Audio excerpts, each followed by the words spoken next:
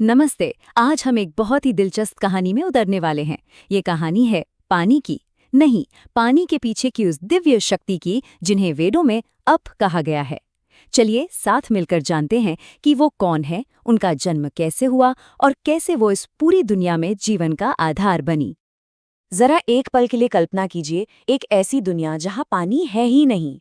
सोचिए, शुरुआत में जब सब कुछ बन रहा था, रोशनी थी, हवा थी, धरती भी आकार ले रही थी, पर एक चीज नदारद थी, और वो थी पानी।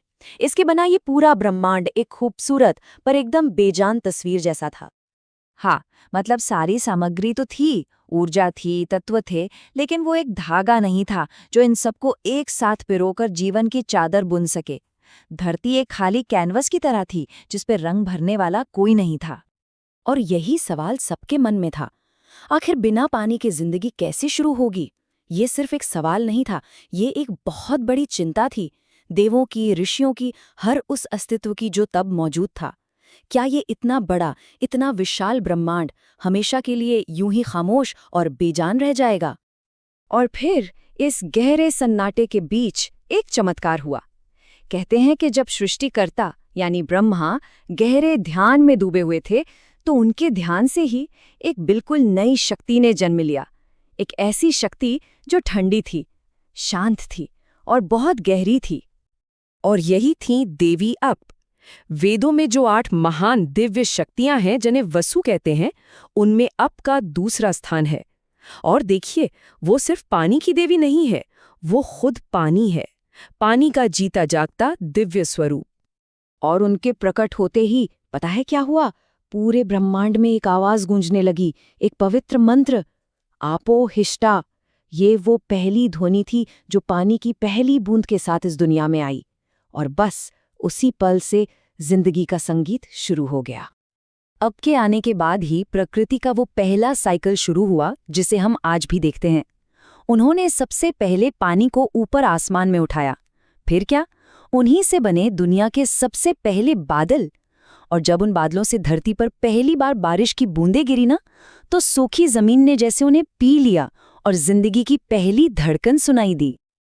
ये सोचना भी कितना अद्भुत है ना, कि दुनिया की हर नदी, चाहे वो गंगा हो या अमेज़न, वो असल में देवी अप का ही एक हिस्सा है। कहानी कहती है कि वो धरती पर जहां जहां चलीं, उनके कदमों के निशानों से ही नदियां बनती चली गईं। हर नदी उन्हीं की जीवन देने वाली शक्ति की एक बहती हुई धारा है। तो एक बार क्या हुआ, एक ऋषि उन्हें देख रहे थे, पानी के स्वभाव को देख रहे थे। उन्होंने सोचा, पानी कितना नरम है, किसी भी बर्तन में डालो उसी का आकार ले लेता है, हमेशा नीचे की तरफ बहता है विनम्रता से। तो उन्होंने आपसे पूछ ही लिया, हे देवी, आप में इतनी ताकत है, फिर भी आप इतनी कोमल क्यों हैं? अब ने जो जवाब दिया ना, वो पानी की पूरी फिलॉसफी को समझा देता है। उन्होंने कहा, पानी का धर्म ही है बहना, साफ करना और जिंदगी देना। मतलब उसकी कोमलता कोई कमजोरी नहीं, वो ही तो उसकी सबसे बड़ी ताकत है। इसी कोमलता से वो बड़ी बड़ी चट्टानों को भी रास्ता दे देती है या काट देती है। लेकिन देखिए, जहां भी अच्छी शक्ति होती है, उसे चुनौती देने वाली बुरी ताकतें भी आ जाती हैं। एक समय ऐसा आया जब असुरों ने अपनी मायावी शक्तियों का गलत इस्तेमाल किया। उन्होंने क्या किया? उन्होंने मंत्रों से समंदर के बहाव को ही बांध दिया। सोचिए, जीवन की धारा को ही कैद कर लिया। और इसका नतीजा बहुत भयानक था। समंदर का बहाव रुक गया, नदियां सूखने लगीं, पूरी धरती पर जीवन तड़पने लगा, मानो दम घुट रहा हो। ये एक ऐसी मुसीबत थी जिसका हल सिर्फ और सिर्फ जल की देवी के पास ही था। तब आई देवी अप, और उन्होंने कोई लड़ाई नहीं की, कोई हथियार नहीं उठाया, बस अपनी एक दिव्य लहर पैदा की। और उसे कोमल सी दिखने वाली पर अंदर से बेहद शक्तिशाली लहर ने असुरों के सारे मंत्रों के जाल को तोड़कर रख दिया। इसी घटना के बाद से उनका एक नाम पड़ा, बंधन भंजक, यानी हर बंधन को तोड़ने वाली। और उनकी शक्ति सिर्फ इतने बड़े बड़े काम करने के लिए नहीं है, वो तो हर एक छोटे से जीव का भी ख्याल रखती हैं। एक बहुत प्यारी कहानी है। एक ऋषि थे जो रेगिस्तान में तपस्या कर रहे थे। प्यास के मारे उनके प्राण निकलने को थे। जब कोई उम्मीद नहीं बची तो उन्होंने मन ही मन देवी अप को याद किया, उन्हें पुकारा। और ये दिखाता है कि उनकी करुणा कितनी बड़ी है।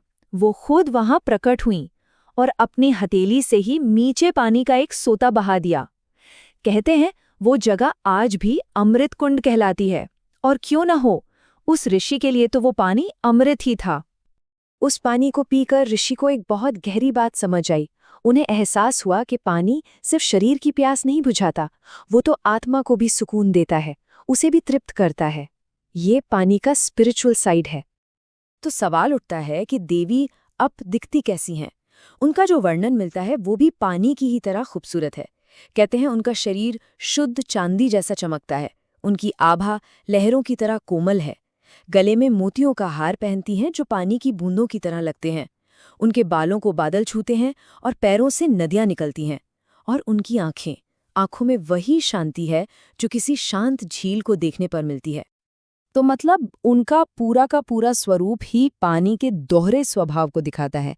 एक तरफ कोमलता तो दूसरी तरफ जबरदस्त शक्ति, बिल्कुल पानी की तरह, जो एक तरफ चट्टान को भी काट सकता है और दूसरी तरफ एक छोटे से फूल को भी खिला सकता है। तो देवियों सज्जनों की इस कहानी से हमें क्या सीखने को मिलता है?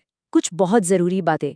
पहली, कि जिंदगी बहने का नाम है, रुकने का नहीं। ठहरा हुआ पानी सड़ जाता है ना? दूसरी बात, कोमलता कमजोरी नहीं, बहुत बड़ी ताकत है। और शायद सबसे जरूरी बात कि प्रकृति का सम्मान करना ही हमारा सबसे बड़ा धर्म है, सबसे बड़ी जिम्मेदारी है। तो कुल मिला के अपोज सिर्फ एक देवी नहीं है, वो पानी के पीछे का वो डिवाइन प्रिंसिपल है, वो सिद्धांत है जो पूरी दुनिया को चला रहा है। वही है जो धरती को पोषित करती हैं, हर जीव को जिंदगी देती हैं और अपने बहाव से दुनिया को हमेशा पवित्र और साफ रखती हैं। तो चलिए इस विचार के साथ इसे खत्म करते हैं। अगर बहना ही जिंदगी का नियम है, तो क्या हमारी अपनी जिंदगी में भी कुछ ऐसे बहाव हैं जिन्हें हमने रोक रखा है? हो सकता है वो क्रिएटिविटी का बहाव हो, या भावनाओं का, या रिश्तों का। कहाँ हमने अपनी जिंदगी में बांध बना रखे हैं? इस पर सोचना तो बनता है।